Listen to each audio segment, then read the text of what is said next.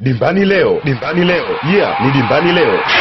Dimbani leo ni kipindi maalum kwa msikilizaji wetu kwa ajili ya kupata taarifa mbalimbali za michezo na burudani kutoka kwa waandishi makini na waliobobea katika fani. Sul testa bravo Simone, palla verso Mirko, se ne va da Storia, ancora Mirko, il tocco per Udinese, la posizione regolare Udinese.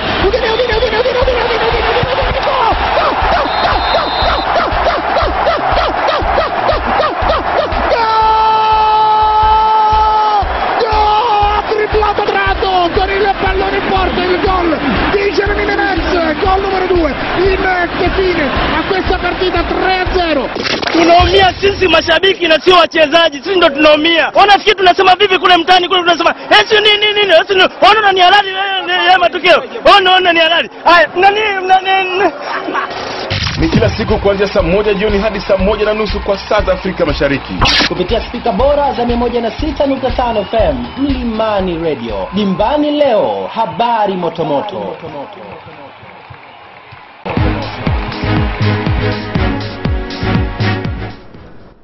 Na muharigani mwana michezo mwenzangu popote pale ulipo nchini Tanzania, nikukaribisha katika kipindi cha Dimbani leo, tayari kabisa kufahamishana yale mengi ya kimichezo pamoja na burudani zilizovuma katika anga za kitaifa, hali kadhalika katika anga za kimataifa. Kumbuka leo ni Jumapili nyingine tulivu kabisa ya Septemba 7 mwaka ni ule 2014. Machache kati ya mengi utakayoyasikia kwa siku leo ni pamoja na klabu ya Young Africans kuingizwa mjini na timu ya Big Bullet ya nchini Malawi baada ya timu hiyo kushindwa kufika jijini hapa Dar es Salaam kwa ajili ya mechi ya kirafiki dhidi ya Yanga kama ilivyopangwa hapo awali.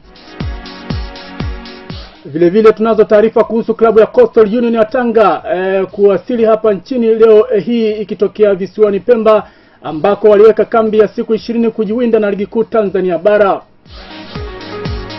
Lakini pia tunazo taarifa ama tutakufahamisha kuhusu ratiba ya mazoezi ya klabu ya Panoni FC ya huko mkoani Kilimanjaro inayoshiriki ligi daraja la kwanza Tanzania bara, sambamba na mfumo anaotumia kocha mkuu wa klabu hiyo Maka Maruisi.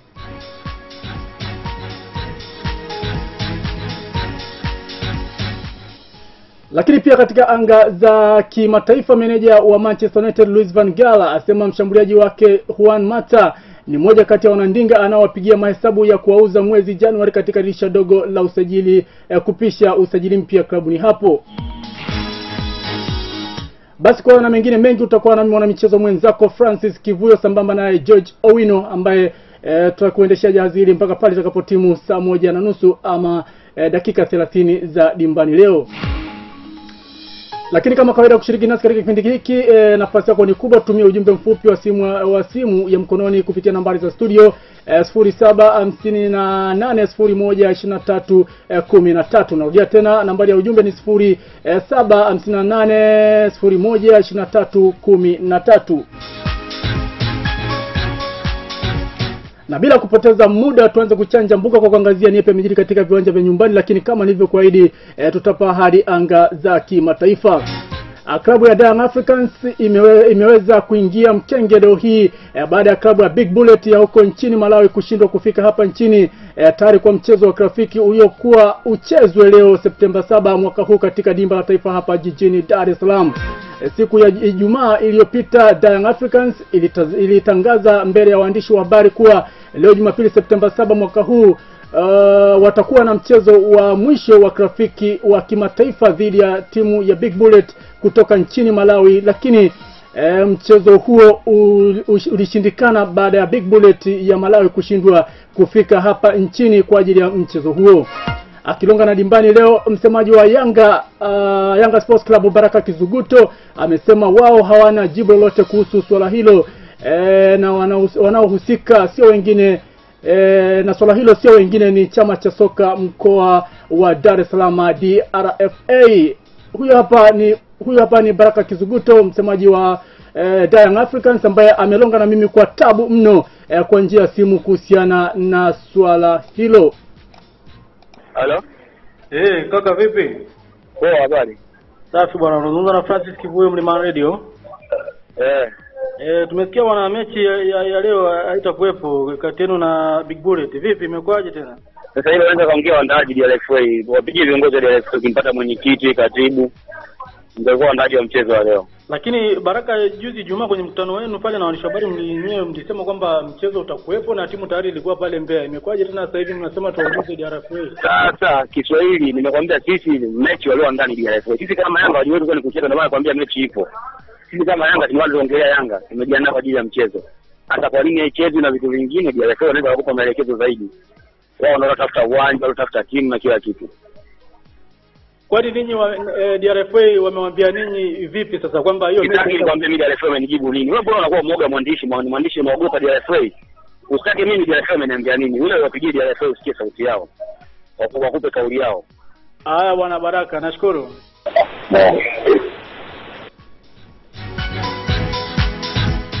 Naam, huyo sio mwingine ni mtoa habari wa klabu ya Young Africans Baraka Kizuguto akilonga na mimi kwa njia ya simu kutoka pale makao makuu ya Young Africans Jangwani. George Owino ndio hivyo umesikia leo tulikuwa tuwe na mchezo wa kirafiki kati ya Young Africans na timu kutoka huko Malawi Big Bullet, lakini mchezo huo uliweza kushindikana kutochezeka kwa sababu ya Big Bullet kuingia mtini na kuwapa Young Africans wakati mgumu. Pengine hili limekaaje kwa sababu ni vituko ambavyo vipo katika soka, lakini hili sasa linaonekana kuwa na uzembe fulani ambao moja kwa moja inaelekea DRFA wanahusika, lakini bahati mbaya nilikuwa nikijaribu kuwatafuta nikawakosa, hawapokei simu. Lakini kwa haraka pengine una lipi la kuongeza katika hilo Jojo Wino?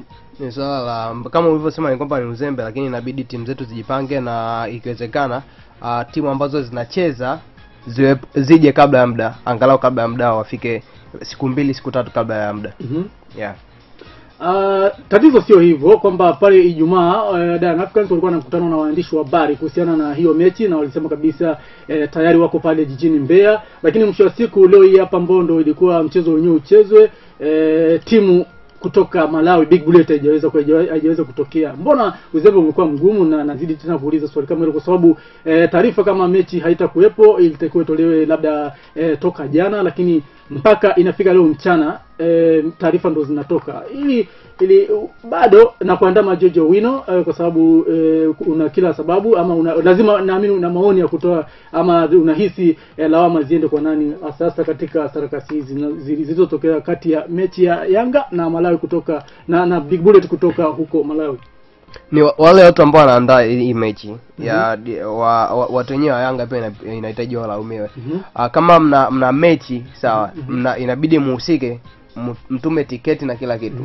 Labda hata kutumia tiketi ya watu wa Big Bullets kuja. Okay, asante sana George Owino. Pengine tutafanya utaratibu mwingine unaowezekana tuwapate viongozi wa DRFA chama cha soka mkoa wa Dar es Salaam waweze kufafanua kuhusu tatizo hilo, kwa sababu Young Africans ndio hivyo wameamua kuwarushia kamba kama sio mpira kwamba wao ndio walikuwa wanahusika. Lakini mimi nilikuwepo kwenye mkutano huo wa Yanga siku ya Ijumaa, sikusikia kabisa wakiwahusisha DRFA kwa namna moja ama nyingine.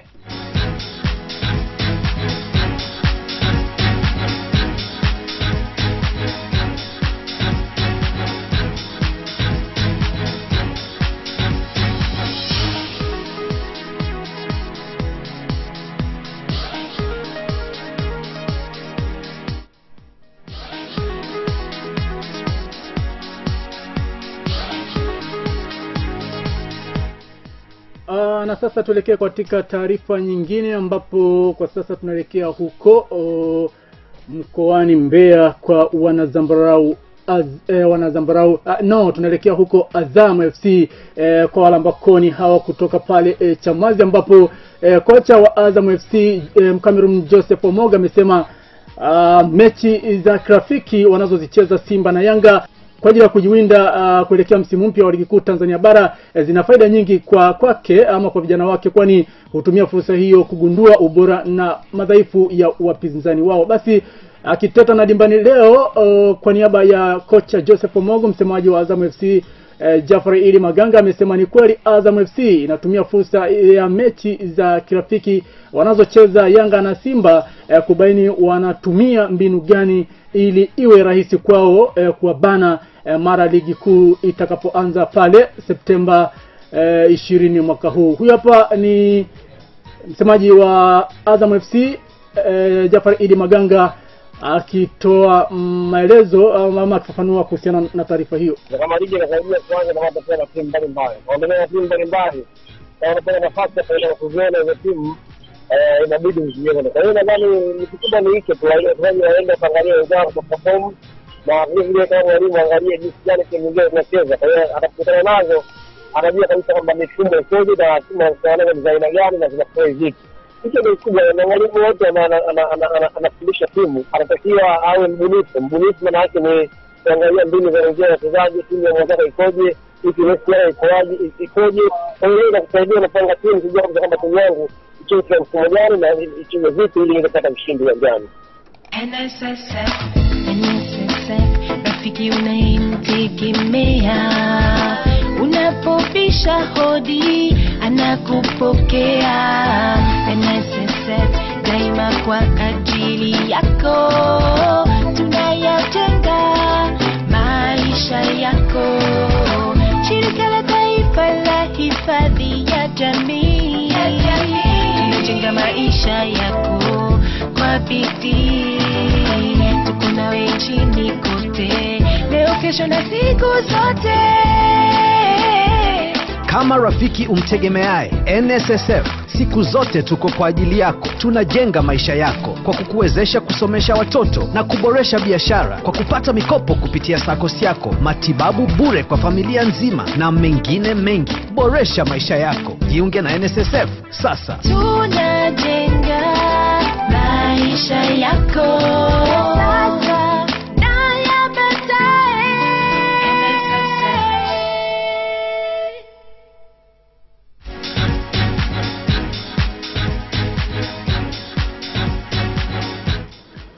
Naam, asante sana wadhamini wetu kwa maneno hayo mazuri ya NSSF kutujengea maisha yetu ya sasa, lakini pia maisha yetu ya baadaye. Bado tupo katika anga za michezo kimataifa, na nambari ya ujumbe ni 07580123 5801231. Hiyo ndo namba ya ujumbe ambao unatakiwa nitumie ujumbe wako mfupi kuhusiana na taarifa ambazo tunakwenda nazo hapa.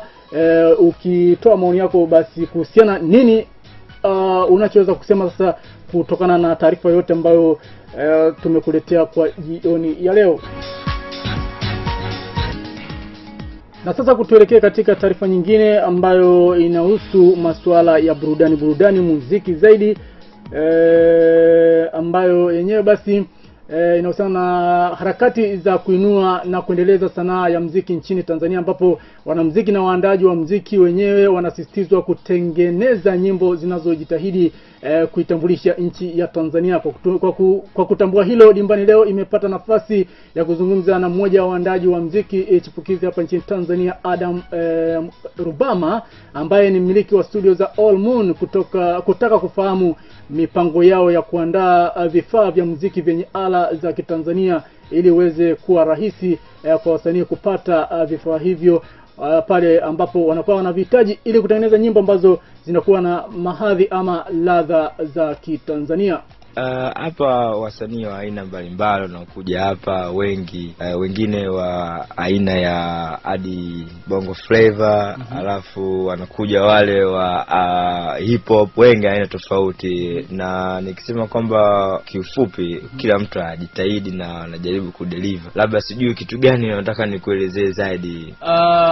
Tatizo kubwa hapa Tanzania ni kwamba wasanii wanaimba ndio, lakini ukiangalia muziki wetu haututambulishi sisi, kwa maana kwamba watu wengi wanatumia ala za muziki zile za nchi za magharibi, kwa maana kwamba Marekani labda Uingereza na sehemu zingine kama hizo, lakini sisi kama sisi hatuna muziki ambao unatambulisha sisi. Wewe ukiwa kama producer wa muziki hapa Tanzania ambaye pia ni chipukizi, kama umelitazama hilo kwanza? Nimelitazama kweli, naona sasa hivi kidogo kila mtu, hata nyimbo mpya Alikiba ukiangalia wanaupeleka muziki kama vile bolingo fulani, sio bongo flavor. Sasa kiufupi wasanii wenyewe wameshindwa kukam na instrument ya kusema kwamba this is Tanzanian song.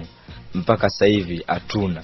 na hata ukisema kwamba wasanii wakubwa kama tuseme Diamond ama Alikiba sasa hivi anamkimbiza ni wakubwa, lakini bado hawajaweza kutengeneza melody ile yao wenyewe ya kusema kwamba this is Tanzanian song, kwa sababu wanaiga melody za Nigeria au melody za Ghana na wapi na wapi na wapi. Ila tukitaka turudi katika nyimbo zetu wenyewe za nyumbani kiasili, inabidi tuweze kujituma zaidi na kuweza kufanya kitu ambacho tofauti na kinyumbani zaidi, hata kama mdundiko ufanyike. Okay, sasa wewe ni producer. Na tunachoamini ni kwamba napoenda studio natakuwa niende nikute vifaa vyote. Kwa maana kwamba sasa kidogo wa Tanzania tumeanza kugutuka kwamba tunatakiwa tutengeneze muziki ambao unatambulisha Tanzania. Kuna nyimbo ya Diamond ile mdogo mdogo kama sikosei, wimbo wa Diamond mdogo. Ule ni wimbo ambao una ala fulani hivi za Kiafrika za Kitanzania wanadai wenyewe. Sasa kama umeliona hilo kama producer, pengine unatuambia unajipanga vipi sasa kuhakikisha kwamba wasanii wakija hapa kwenye studio yako hii wakitaka kwamba kufanya muziki ambao una ala za Tanzania, vifaa hivyo watavikuta, na kama watavikuta kwa sasa wewe una mpango gani sasa? Vifaa always viko, instrument always ziko za kupiga hadi malimbo, nyimbo za zamani, instrument zote ziko katika mtandao. Ila kinachokosekana zaidi ni kwamba msanii anataka yeye ajitoe kama style gani. Style ndo ambayo inawapa utatanishi. Sasa mpaka mwanamuziki ajipange aje amue nitoke na style hii, unakuta kwamba it take him a time, inaweza take him forever to get there to the nyimbo za asili.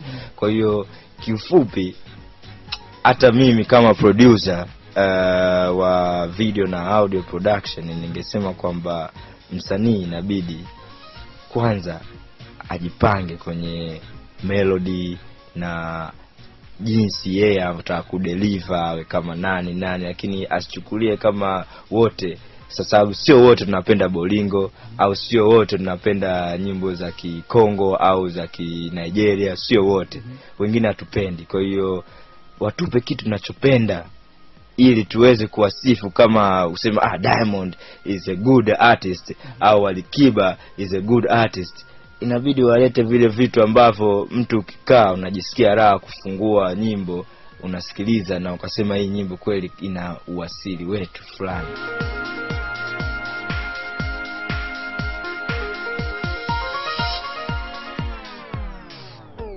Maisha ni kujipanga, na ukiwa na Empower ni rahisi kuyafikia malengo yako. Wengi wana ndoto tofauti. Mimi hufanya kazi kwa bidii na kuweka na akiba, nikanunua injini ya boti langu, na hilo ndo hasa ndo lengo.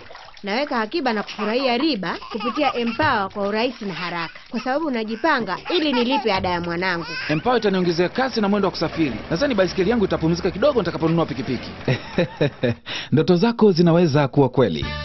Vodacom na CBA Bank wamekuletea Empower kupitia M-Pesa, na wahenga wanasema haba na haba hujaza kibubu. Hivyo anza kuweka akiba yako leo ili kuyafikia malengo. Piga *150 *00 alama ya reli kuweka akiba na Empower. Vodacom, kazi ni kwako. Naam, asante sana wadhamini wetu Vodacom kwa maneno hayo mazuri kabisa. Nipitie ujumbe wa msikilizaji haraka hapa, kisha tutaendelea na taarifa zingine. Bado tupo katika anga za kimataifa, kipindi hewani, kumbuka ni Dimbani leo. Huyu hapa anasema yeye anajiita Steven Mhango, Dar es Salaam Kigogo. Hao Yanga mbona hawaeleweki? Anajua angeona aibu wakika angepigwa na Big Bullet, ndo maana hawajafanya utaratibu ili timu ifike hapa nchini. Asante sana Steven Mhango kwa ujumbe wako huo.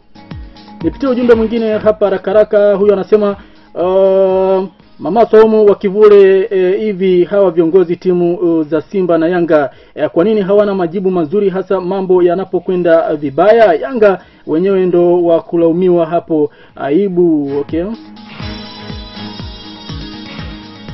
Ujumbe mwingine hapa anasema hao Yanga hakuna kitu, ni wabishaji tu. Simba hongereni sana kwa kujipanga vyema. Ni Marcelo Romwad kutoka Dar es Salaam. Asante.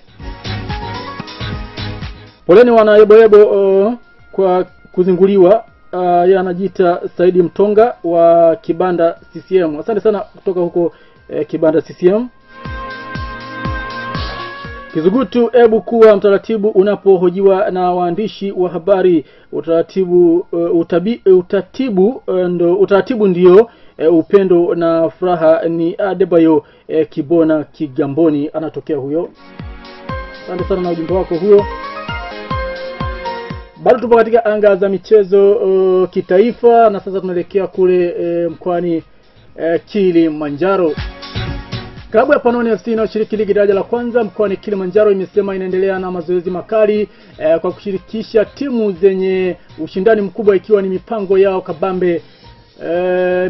kabambe ya kujinoa kuelekea katika michuano ligi daraja la kwanza inayotarajiwa kuanza pale Oktoba mwaka huu. Maka Maruisi ni kocha mkuu wa Panoni FC na yuko tayari kabisa kufanua kuhusiana na mpangilio huo wa mazoezi ya klabu ya Panoni FC ambaye ndio anakinoa kwa sasa hivi akiwa kama kocha mkuu. Maka Maruisi. Ya, ratiba yetu inasema wiki mbili za mechi za kirafiki, kwa tutakuwa na mechi za nyumbani na mechi za kutoka. Tutakwenda Arusha Jumatano kucheza na Ujoro, lakini Jumapili Mgambo watakuja kufanya mazoezi katika uwanja wetu wa shirika hapa mjini Moshi. Kwa hiyo tutafanya michezo mingine miwili hiyo ya mikubwa, moja ndani nyingine nje. Baadaye tutakuwa na ratiba nyingine ambayo viongozi wanaendelea kutafuta timu za kucheza nazo kwa kufanya mazoezi zaidi. Sasa hivi naona makocha wengi wanajaribu kucheza, kila mtu akija na staili yake mpya ambayo yeye anaamini itakuwa inamsaidia kwa maana ya falsafa yake. Vipi falsafa yako pengine ukidokeza ni ipi, na mpaka sasa hivi umefanikiwa kwa kiasi gani kuimplement katika klabu ya Panoni FC? Ya, nakushukuru kwa swali zuri. Ni kweli mimi napenda TikTok.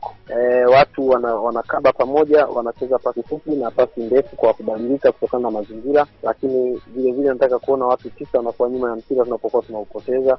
Tunautafuta, tunakuwa watu 9 tunautafuta.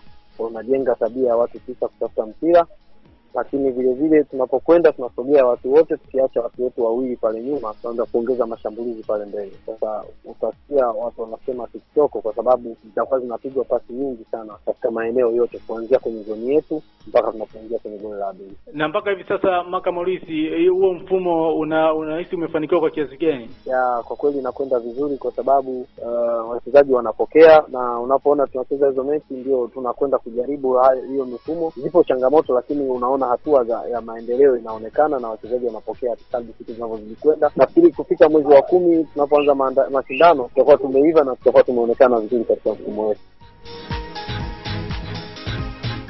Na asante sana Maka Maruisi, kocha mkuu wa Panoni FC inayoshiriki ligi daraja la kwanza kutoka huko Kilimanjaro, kwa ufafanuzi wa taarifa hiyo.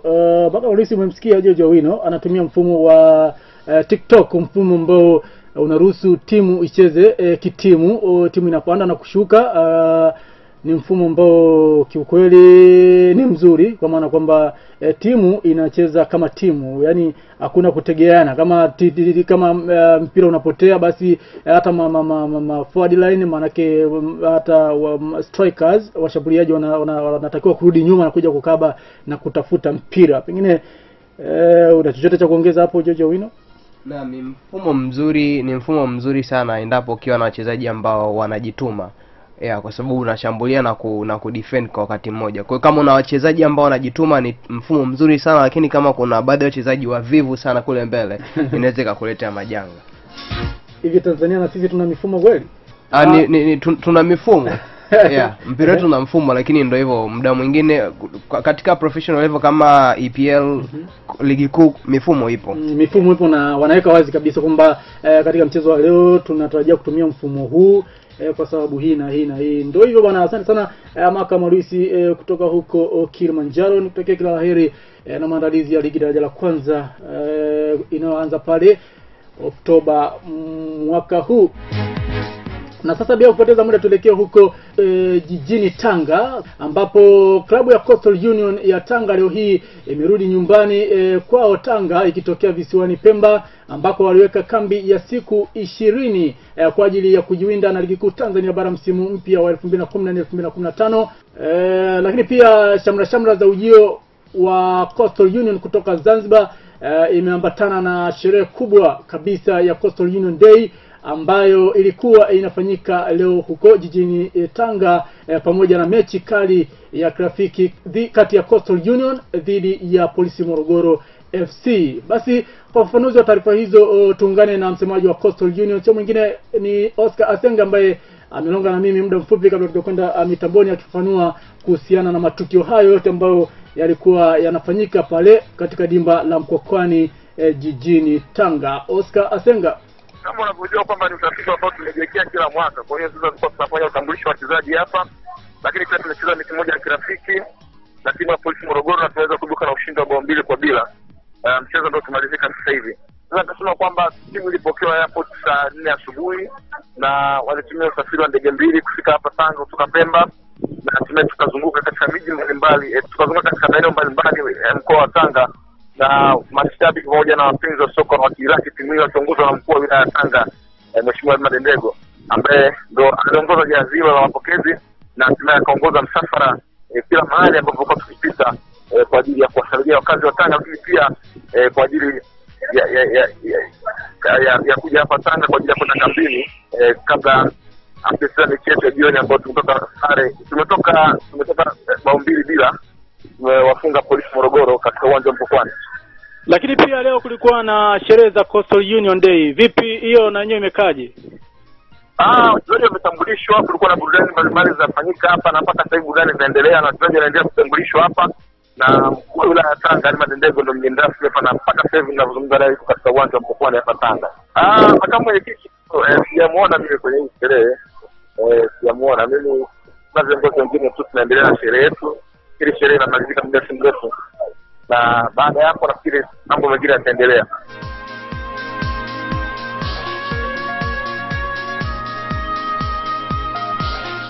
Na asante sana msemaji wa Coastal Union Oscar Asenga kwa ufafanuzi wa taarifa hizo kutoka huko kwa wagosi wa ndima, wagosi wa kaya ukipenda pia Coastal Union, ambao leo kiukweli walikuwa na matukio makubwa mno pale uwanja wa Mkwakwani.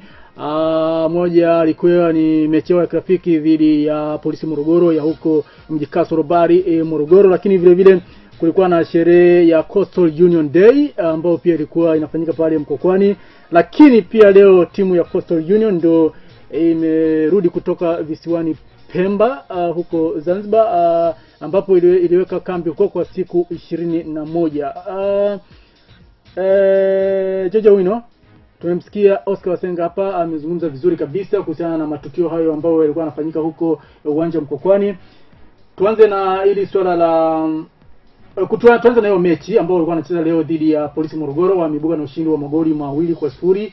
Pengine sasa inaleta picha gani kuelekea ligi kuu Tanzania bara kwa upande wa Polisi Morogoro ambao wameweza kuchezea kichapo hicho cha magoli 2 bila majibu? Ni mwanzo mzuri kwa wale wanaojiandaa kwa ajili ya ligi kuu ya Vodacom. Lakini kushindwa kwa Polisi Morogoro kumaanisha kwamba ni timu mbaya. Inawezekana kwamba ndio hivyo mechi imekuwa ngumu kwao, lakini naamini kwamba kwa sababu ingia ligi kuu atajitahidi na atafanya vizuri. Kwa hiyo ni pongezi tu kwa Coastal Union kwa kushinda hiyo mechi, lakini Polisi Morogoro nao jipange vizuri zaidi kwa ajili ya msimu mpya wa ligi unaotaka. Uongozi wa Coastal Union bado hawajakaa vizuri, kwa maana kwamba hata makamu mwenyekiti wa klabu hiyo Steven Mguto hakuweza tena kutokea katika sherehe hizo kubwa kabisa za Coastal Union Day ambayo ilikuwa mahususi kabisa kwa ajili ya kutambulisha wachezaji wapya na shughuli zingine nyingi ambazo zimefanyika leo huko Mkwakwani ikihusisha klabu hiyo ya Coastal Union. Steven Mguto hajatokea tena. Pengine tena hii inajenga taswira gani katika klabu ya Coastal Union? Ni taswira ambayo uongozi inaonekana kama vile uongozi umegawanyika, lakini Coastal Union mi kati ya timu ambazo naziamini kwamba zinaweza zikawa na mwelekeo mzuri ni Coastal Union. Kwa hiyo wasianze kwenda tofauti na Watanzania wanavyotegemea. Kwa hiyo ni wawe pamoja, warudiane vizuri, warekebishe mambo vizuri, kwa sababu ligi ndio hivyo inaanza. Kwa hiyo kukuwepo na migogoro itasababisha vitu vingine kutokea ambavyo hatuvihitaji katika soka kutokea. Nipitie ujumbe wa msikilizaji hapa tena haraka. Huyu hapa anasema anasema vizuri sana wale jamaa zetu yebo wangejitapa sana by Daudi Siwale wa Ref Unit Kigezi Chanika. Anasema safi sana Big Bullet kutotokea kwa sababu anahisi wenzake ambao wamewataja hapa kwa jina la utani yebo anamaanisha Young Africans kwa Big Bullet kutokuja na mechi hiyo, basi kushindikana kuchezeka kwa siku ya leo. Sasa unafurahi nini Daudi Siwale? Sijakuelewa. Basi tunaendelea na kipindi cha Dimbani leo, na sasa tunaelekea katika sehemu ya pili ya kipindi hiki, michezo kimataifa. Na sasa tuanzie pale Old Trafford ambapo klabu ya Manchester United imesema kwamba wametenga kiasi cha pauni milioni 50 kwa ajili ya kumalizia masuala ya usajili klabu ni hapo mwezi Januari katika dirisha dogo la usajili. Lakini kwa upande mwingine meneja wa klabu hiyo Louis van Gaal amesema mshambuliaji wake Juan Mata ni miongoni mwa wanandinga ambao yeye anawapigia mahesabu ya kuwauza mwezi Januari ili kutoa nafasi basi kwa wale wachezaji wapya ambao anatarajia kuwanasa katika dirisha dogo la usajili mara litakapofunguliwa pale mwezi Januari. Lakini vile vile Louis van Gaal amesema wachezaji ambao yeye basi anahisi anaweza ndio anawinda kwa sasa sio wengine ni Arturo Vidal kutoka klabu ya Juventus na pamoja na wengine kama Matt Julian Hamel kutoka klabu ya Borussia Dortmund, pamoja naye kiungo mkabaji Samir Khedira kutoka huko Hispania katika klabu ya Real de Madrid. George Owino, chochote haraka hapo, muda umetutadari. Ni swala baya sana kwa bwana Mata ambaye tangu ameondoka Chelsea amekuwa ni mtu ambaye hajaseto. Lakini mimi naamini Mata ni moja kati ya wachezaji wachache wenye vipaji vya juu sana. Kwa hiyo labda hata fit katika mfumo ambao Van Gaal anahitaji Manchester United, lakini anaweza kaenda timu nyingine ambayo inaweza kafanya vile vitu vikubwa ambavyo watu wengi walikuwa wanategemea kutoka kwa Juan Mata. Inaonekana Louis van Gaal ana aina fulani hivi ya wachezaji ambao anawataka. Kwanza anamtaka mchezaji ambaye ana uwezo wa kucheza nafasi mbili tofauti. Umeelewa? Naam. Na sasa kwa Juan Mata sidhani kama ana kariba hiyo ya kucheza nafasi mbili kwa tofauti. No, Mata ni mchezaji ambaye ana kipaji kikubwa, lakini unapokuwa unacheza mchezo ambao inabidi udefend inakuwa ni ngumu kidogo kwake kufanya kuperform. Kwa hiyo labda ndio kitu ambacho kinasababisha Louis van Gaal atake kumweka sokoni Juan Mata, kwa sababu hafit katika mfumo ambao inabidi watu wafanye defensive game. Okay, tuachane na hiyo taarifa ya kutoka Old Trafford, tuendelee na taarifa zingine. Pengine kimataifa tunaendelea nini tena? Naam, kimataifa jana kuna mechi zilichezwa za kirafiki na kuna mechi ambazo zitachezwa leo. Lakini mechi ambazo zilichezwa jana, matokeo ya mechi ambazo baadhi ya mechi ambazo zilichezwa jana ni mechi za kirafiki, lakini za kirafiki international friendlies ya jana. Goli la Neymar liliipa Brazil ushindi wa 1-0. Vietnam walifunga Hong Kong mabao 3-1. Ufilipino ilifungwa 3-2 na Myanmar. Singapore wakafungwa wakashinda mabao 2-1 dhidi ya Papua New Guinea. Palestina pamoja na kuwepo kwa vita sana walishinda magoli 7-3 dhidi ya Taiwan. Na leo Septemba 7 kuna mechi zilikuwa zinafanyika. Mechi mbili ambazo zishaisha ni kati ya Bolivia na Ecuador, ambapo Ecuador imefunga magoli 4-0. Huku Chile na Mexico mechi yao pia imeisha na wametoka bila. Na mechi inayoendelea sasa hivi ni kati ya Paraguay na Jumuiya ya Nchi za Kiarabu kule UAE, ambapo mpaka sasa hivi ni 0-0. Kwa hiyo ni katika mechi ambazo zilichezwa hiyo jana. Naam, katika mechi za leo pia kuna mechi kati ya qualification zile za Euro kwa ajili ya Euro mwaka 2016. Mechi ambayo zishaanza ni kati ya Georgia na Ireland. Ireland inaongoza kwa goli moja. Mechi nyingine katika group E kuna Hungary na Ireland ya Kaskazini ni 0-0 mpaka sasa hivi. Denmark na Armenia 0-0 pia. Mechi zingine ambazo zitachezwa leo katika kufuzu kuelekea Euro 2016, nchi ya Ujerumani itacheza na Scotland. Gibraltar itacheza na Poland. Visiwa vya Faroe vitacheza na Finland, huku nchi ya Ugiriki itacheza na Romania katika mechi ambazo zitachezwa hii leo. Turudi kidogo katika Afrika sasa. Turudi kidogo katika Afrika. Tuangalie kidogo mashindano ya Africa Cup of Nations, AFCON ukipenda pia, katika harakati basi za kutafuta ama kuqualify kwa ajili ya michuano ya AFCON itakayochezwa nchini Morocco mwakani 2015, si ndio bwana? Bila shaka kuna michezo ambayo inaendelea kwa sasa na zingine zimekwisha malizika. Mechi nyingi zilichezwa jana. Mechi ambazo zilichezwa jana Septemba 6 ni pamoja na mechi kati ya nchi ya Nigeria na Congo. Nigeria iliambulia kipigo cha mabao 3-2. Algeria ilishinda Ethiopia ambayo ilikuwa nyumbani kwa magoli 2-1. Burkina Faso ikaifunga Lesotho magoli 2-0. Angola na Gabon ilitoka na ushindi wa goli 1-0 pia. DRC Congo walifungwa magoli 2-0 na Cameroon, huko Ivory Coast ikiwa inacheza mechi yake ya kwanza bila kuwepo kwa Didier Drogba ambaye ndio hivyo shastaafu. Soka ya kimataifa ilishinda Sierra Leone 2-1, na Ghana walilazimishwa sare ya 1-1 na nchi ya Uganda, majirani zetu hawa ambao inaonekana walikomaa kweli kweli.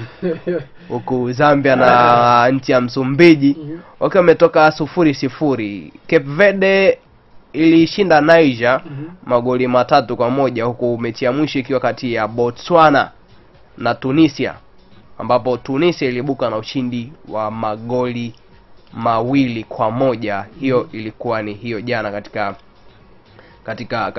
mechi za jana. Katika mechi za leo kuna mechi ya kundi B kati ya Malawi na Mali wako nyumbani mpaka dakika ya 37 sasa hivi.